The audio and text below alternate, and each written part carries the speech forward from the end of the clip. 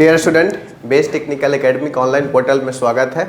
मैं इंजीनियर विकास कुमार और आप लोग का ऑटोमेशन को आगे लेकर के चल रहा हूं, जिसमें हम लोग स्पेशल पीएलसी पढ़ रहे थे।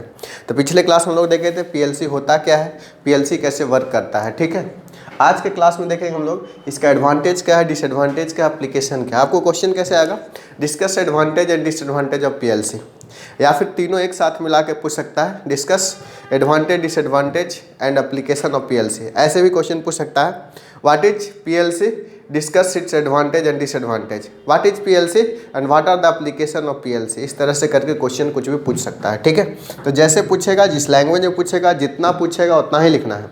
ऐसा नहीं कि एग्जाम में ज़्यादा लिखने से बहुत ज़्यादा नंबर मिल जाता है, ऐसा नहीं। 6 मार्क्स का क्वेश्चन है, 2 पेज तक लिखिए, 1.5 पेज 2 पेज काफ़ी है, बस पॉइंट वाइज लिखना है। 4 नंबर क्वेश्चन है, 1 पेज काफ़ी है। 6 नंबर क्वेश्चन से डायग्राम वगैरह बनाना निश्चित होता है, डायग्राम बनाने से बेटर होगा, आपका एग्जामिनर समझेगा सही है जो भी है। कोई भी जहाँ पर डायग्राम पॉसिबल है, जहाँ पर डायग्राम नहीं भी पॉसिबल है तो पॉइंट वाइज लिखने की कोशिश कीजिए। ठीक है, नेक्स्ट, अब इसका एडवांटेज क्या है, डिसएडवांटेज क्या है, दोनों का डिस्कशन करते हैं। It's reliability is high. Reliability high कहने का मतलब क्या है, ये ज़्यादा रिलेबल है, इसको ईजी टू यूज है, बहुत आसानी से इसको यूज कर सकते हैं। ठीक है, तो ये जो है इसका रिलायबिलिटी क्या होता है, हाई होता है, इजीली इसको यूजेबल है। एक बार बन गया पीएलसी, प्रोग्रामिंग सब सेट हो गया, फिर इसमें कोई टेंशन नहीं यार। ठीक है, 50 आदमी का काम अकेले एक पीएलसी कर रहा है तो बेटर है ना, ऑटोमेशन आ गया है। It can be reprogram. मान लीजिए कि अभी मान लीजिए कि पाइप का प्रोडक्शन हो रहा था, पाइप मोटा पाइप था, अब हम उसको रीप्रोग्राम कर देंगे, पतला पाइप है। या फिर कोई प्रिंटिंग निकल रहा था, एक पेज में 1 पेज निकल रहा था, अब हम एक पेज में चाहेंगे कि 4 पेज के बराबर एक ही पेज में छोटा छोटा करके निकाल दें, तो रीप्रोग्राम कर देंगे, कोई दिक्कत नहीं यार। तो ये क्या है, रीप्रोग्रामेबल है। रीप्रोग्रामेबल कहने का मतलब है कि बार बार इसको हम लोग रीप्रोग्राम कर सकते हैं, रीप्रोग्रामेबल है। Next, it have very fast scan time. Scan time मतलब इनपुट क्या क्या इससे डिवाइस कनेक्टेड है, प्रोग्रामिंग क्या है, ठीक है, आउटपुट क्या है, सारे चीज़ों के बहुत फास्ट स्कैन कर लेता है, यानी कि बहुत कम समय में ऑपरेशन करना चालू कर देता है। जैसे आदमी क्या करेगा, सोचेगा कि कैसे हम ऑपरेट करें, लेकिन ये सोचेगा नहीं, बिल्कुल फ्रैक्शन ऑफ सेकेंड में सारा काम को क्या करता है, पूरा कर लेता है। तो क्या है बताइए, बिल्कुल बेटर है ना।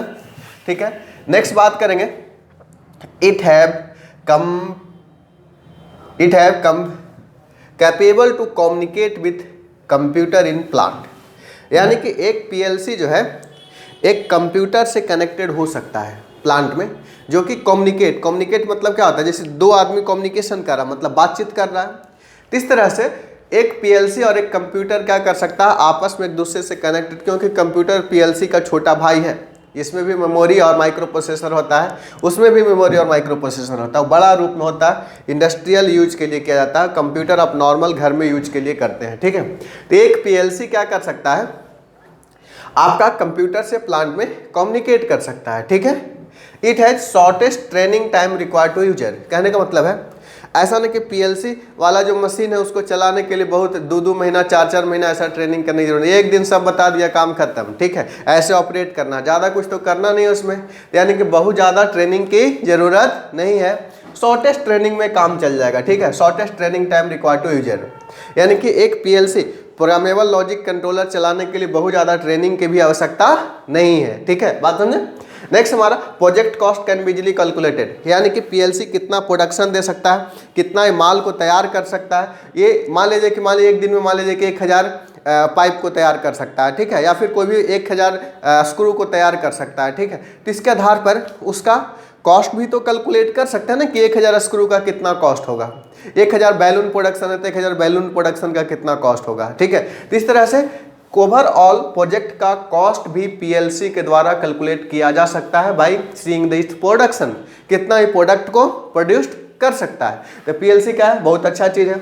Less maintenance due to the no moving part, इसमें कोई मूविंग पार्ट नहीं है, जैसे कि मोटर जनरेटर, इस समय क्या होता है, घूमने वाला पार्ट होता है, इसमें कोई घूमने वाला पार्ट नहीं है। एक बार प्रोग्रामिंग सेट कर दिए, काम कर रहा है, जब तक कि फिर से रीप्रोग्राम नहीं करेंगे तब तक प्लान चेंज नहीं होगा, और इजीली हम लोग रीप्रोग्राम इसमें कर सकते हैं। ठीक है, और लेस मेंटेनेंस कॉस्ट इसमें है, बहुत ज़्यादा कॉस्ट नहीं लगेगा क्योंकि मूविंग पार्ट नहीं है। स्मॉल इन साइज है, बहुत बड़ा साइज नहीं है, छोटा साइज का ही होता है। ठीक है, trouble shooting is easier and faster. Trouble shooting करने का मतलब है कुछ अगर ट्रबल आ जाता है तो एरर डिटेक्टिंग हो सकता है। कभी कभी ये बहुत लॉन्गर टाइम ले लेता है जब प्रॉब्लम आता है तो, लेकिन ट्रबल छोटा मोटा ट्रबल के लिए ज़्यादा टेंशन नहीं है, तुरंत भर में उस ट्रबल को ईजियर एंड फास्टर कर देते हैं। लेकिन अगर बड़ा आ जाएगा, fault finding in PLC is very difficult, यानी कि बड़ा अगर कुछ फॉल्ट आ जाएगा, ट्रबल मतलब छोटा बहुत, ठीक है, तो आएगा तो उसमें ईजियर हो सकता है, फास्टर हो सकता है, कमेंट सेक्शन में जाके कर सकते हैं। लेकिन फॉल्ट फाइंडिंग जो होगा पीएलसी में बहुत डिफिकल्ट होगा, ये डिसएडवांटेज है, बहुत बड़ा फॉल्ट आ जाएगा तो।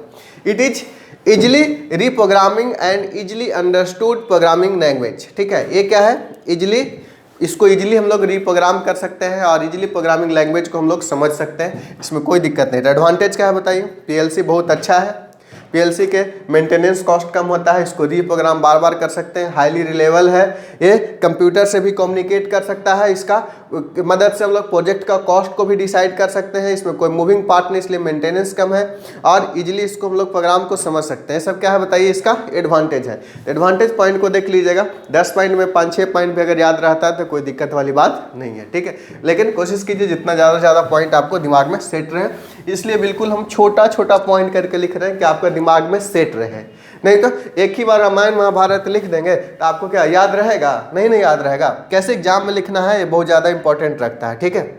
नेक्स्ट, इसका डिसएडवांटेज क्या है बताओ, जिसमें गुण रहता है, अब गुण रहता है ना, अब कोई बहुत लड़की बहुत सुंदर है तो खाली सुंदर है तो खाली चेहरे थोपड़े सुंदर से नहीं होता है, ठीक है, उसके अंदर भी देखोगे क्या है, ठीक है।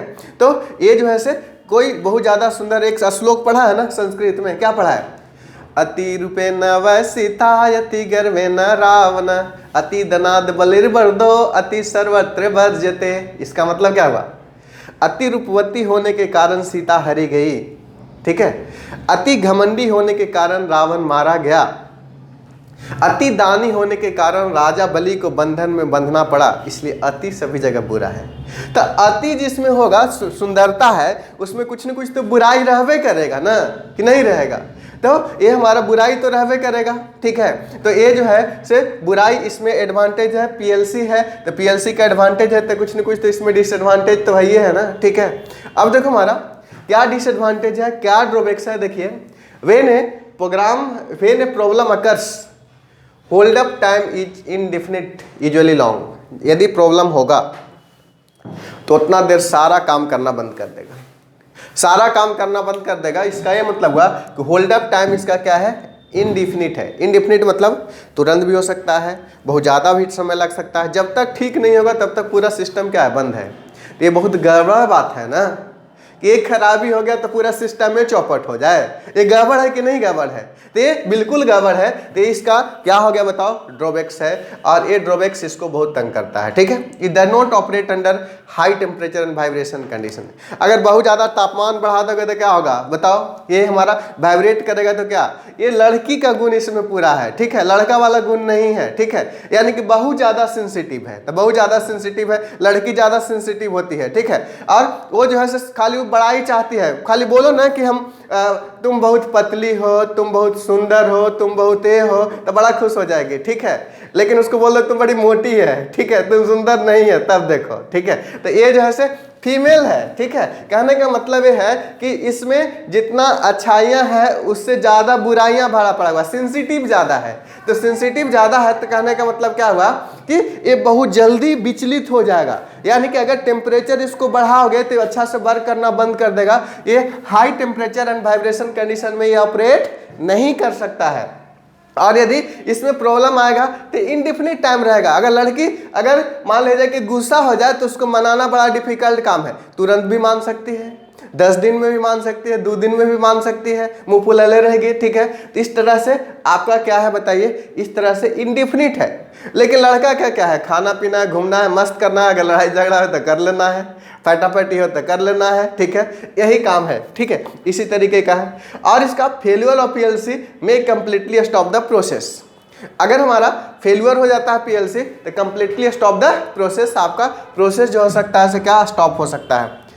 ये हमारा एक्सटर्नल इलेक्ट्रिकल इंटरफेस में डिस्पर्ट द पीएलसी मेमोरी, और इंटरफेस मतलब जहां से इनपुट आउटपुट कनेक्टेड है, ये डिस्टर्ब द पीएलसी मेमोरी, ये जो है से आपका पीएलसी मेमोरी को डिस्टर्ब कर सकता है। जैसे कि फॉर एग्जांपल लड़की के पास अपना दिमाग नहीं होता है, ठीक है, वो दूसरे के दिमाग पर चलती है ज़्यादा। तो दूसरे के दिमाग पर चलती है तो दूसरा के दिमाग पर अगर चलेगी तो उसका मेमोरी भी खराब कर सकता है। ठीक है, अपना दिमाग पर चलेगी तो नहीं होगा, लेकिन इंटरफेस होगा अगर दूसरा से तो ऑटोमेटिक है कि उसका मेमोरी खराब हो जाएगा। ठीक है, वो अल के बल बोलना चालू कर देगी और कुछ कर सकती है। ठीक है, उन लोग के पास अपना दिमाग ही नहीं होता है। ठीक है, ये हमारा fault finding in PLC is very difficult. Fault finding in PLC is very difficult. लड़की को पीएलसी मालूम, लड़की के एक कहावत है कि भगवान तो समझ ही नहीं पाया है, हम लोग तो इंसान है। ठीक है, बात समझे? तो यानी कि इसमें फॉल्ट अगर आ गया तो उसको फाइंड करना बहुत मुश्किल काम है कि कहाँ से इसका फॉल्ट है। जैसे कि फॉर एग्जाम्पल एक हम बात कर रहे हैं, मान लीजिए कि एक हस्बैंड वाइफ में लड़ाई हो गया। ठीक है, तो लड़ाई हो गया तो कहाँ पहुंचेगा भाई? सिविल कोर्ट में पहुंचेगा। तो काहे लगे लड़ाई हुआ है? तो पत्नी बोल रही है कि ये हमारा मुर्गी को खा गया है, मुर्गी को खा गया है। पत्नी किस पर केस कर रही है? वाइफ किस पर केस कर रही है? हस्बैंड पर केस कर रही है। ठीक है, क्या केस कर रही है भाई? कि हमारा जो है मुर्गी हम पाल के रखे थे, वो मुर्गी खा गया है। कहाँ ये केस की है? तो सिविल कोर्ट में। तो सिविल कोर्ट के जज क्या बोला भाई? सिविल कोर्ट के जज यही बोला कि 200 रुपया ले लो, ये हमारा कर देगा। ठीक है, तो अब हमारा ये मानने के लिए तैयार है, 200 रुपया लेने के लिए तैयार नहीं है। ठीक है, तो ये 200 रुपया तैयार लेने के लिए तो केस फिर कहाँ की? हाई कोर्ट में। हाई कोर्ट में केस की। तो हाई कोर्ट में जज के पास गया तो फिर वाइफ और हस्बैंड में क्या झगड़ा था? यहाँ तो था कि भाई 200 रुपया लेके काम खत्म। तो हाई कोर्ट में गया तो फिर क्या है? केस किस लिए है? कि हम जो मुर्गी था वही मुर्गी चाहिए। ठीक है, जो मुर्गी खाया वही मुर्गी चाहिए। तो यहाँ से ये हाई कोर्ट में वही मुर्गी भाई आएगा कि नहीं? हाई कोर्ट में ये बोल रही कि वही मुर्गी चाहिए। तो हाई कोर्ट फैसला ये सुना दिया। क्या फैसला सुना दिया? कोई और मुर्गी दे दो भाई, इसको पैसा नहीं चाहिए तो इसको मुर्गी ये दे दो। तो मानने के लिए तैयार नहीं है। तो मानने के लिए तैयार नहीं है तो फिर कहाँ गई? सुप्रीम कोर्ट में गई। तो सुप्रीम कोर्ट में क्या है? वाइफ और हस्बैंड में क्या झगड़ा है कि एक कहने का मतलब है कि वाइफ बोल रही कि हमको वही मुर्गी चाहिए जो तुम खाया है। अरे भाई वो खाइएगा तो अब आएगा कहाँ? पैसा ले लो, नहीं तो दूसरी मुर्गी ले लो, काम खत्म। कहने का मतलब है कि इन लोगों में प्रॉब्लम क्या है, रियलिटी में फाइंड करना बहुत ही डिफिकल्ट है। आप फाइंड ही नहीं कर सकते कि क्या इसमें प्रॉब्लम्स है। यानी कि एक प्रॉब्लम खत्म नहीं होगा कि दूसरा प्रॉब्लम आ जाएगा, दूसरा प्रॉब्लम खत्म नहीं होगा कि तीसरा प्रॉब्लम आ जाएगा। इतना ज़्यादा प्रॉब्लम से भरा पड़ा है कि कहना आपको मुश्किल है। तो ये जस्ट सिमिलर टू इसका नेचर जो है लड़कियों से मिलता जुलता है। यानी कि इसका ड्रॉबैक्स क्या है? यदि प्रॉब्लम अकर्स होगा तो इनडिफिनिट टाइम तक चलेगा। देखो सुप्रीम कोर्ट से सिविल कोर्ट से हाई कोर्ट तक सब में केस चला गया है। ठीक है, it does not operate under the high temperature. ज़्यादा टेम्परेचर में वर्क नहीं करेगा। वाइब्रेशन होना चालू हुआ तक बकाना चालू, बस खाली फोबिया है, कुछ नहीं। टेम्परेचर भी नहीं सह सकता, वाइब्रेशन भी नहीं सह सकता। लेकिन लड़का का क्या, कुछ कर दो ना, कोई फर्क नहीं पड़ता है। ठीक है, ये हमारा एक्सटर्नल इलेक्ट्रिकल इंटरफेस में डिस्टर्ब द पीएलसी मेमोरी। ये पीएलसी मेमोरी को क्या कर सकता है? डिस्टर्ब कर सकता है। बात समझ में आया? क्लियर है? हम आशा करते हैं कि लेक्चर को बिल्कुल अच्छे तरीके से समझ गए होंगे, एंजॉय कर रहे होंगे। ठीक है, और बिल्कुल इसी तरीके से आपका एग्जाम्स में भी आएगा कि what are the advantage and disadvantage of PLC. तो इसके बारे में आपको क्या करना है, लिखना है। पहले तो आप इतना नोट डाउन कर लीजिए, फिर इसका एप्लीकेशन भी बताते हैं कि क्या इसका एप्लीकेशन है। नोट डाउन कीजिए, डू फास्ट। अब इसका देखो एप्लीकेशन के बारे में देख लेते हैं, कहाँ कहाँ इसका एप्लीकेशन है। एप्लीकेशन करने का मतलब इसका यूज, कहाँ कहाँ हमारा प्रोग्रामेबल लॉजिक कंट्रोलर पीएलसी को यूज कर सकते हैं। Control of electrical motor in drive, जहाँ पर ड्राइव है तो उसका स्पीड कंट्रोल कैसे करेंगे, क्या करेंगे, हम लोग पीएलसी के माध्यम से प्रोग्रामिंग सेट करके कर सकते हैं। सीएनसी मशीन में, ठीक है, सीएनसी मशीन में कर सकते हैं। Robot control remote control system में कर सकते हैं। रोबोटिक्स में रिमोट कंट्रोल में बहुत ज़्यादा करते हैं। होम एंड मेडिकल इक्विपमेंट में भी इसका कर सकते हैं। Operation of lift in building में कर सकते हैं। कंट्रोल ऑफ ट्रैफिक सिग्नल में कर सकते हैं। ये सब क्या है, इसका एप्लीकेशन है। तो एप्लीकेशन भी ध्यान में रखिएगा। ज़्यादातर एडवांटेज डिसएडवांटेज पूछता है, बाकी एप्लीकेशन भी कभी कदार पूछ सकता है, तो आप एप्लीकेशन को भी ध्यान में थोड़ा रखिएगा। ठीक है, तो इस लेक्चर में हम लोग इतना ही रहने देते हैं, बाकी फिर मिलते हैं नेक्स्ट लेक्चर में नए टॉपिक के साथ। Thank you all, have a nice day, take care. बने रहिए, बनाए रहिए, इंतजार करते रहिए। All the best.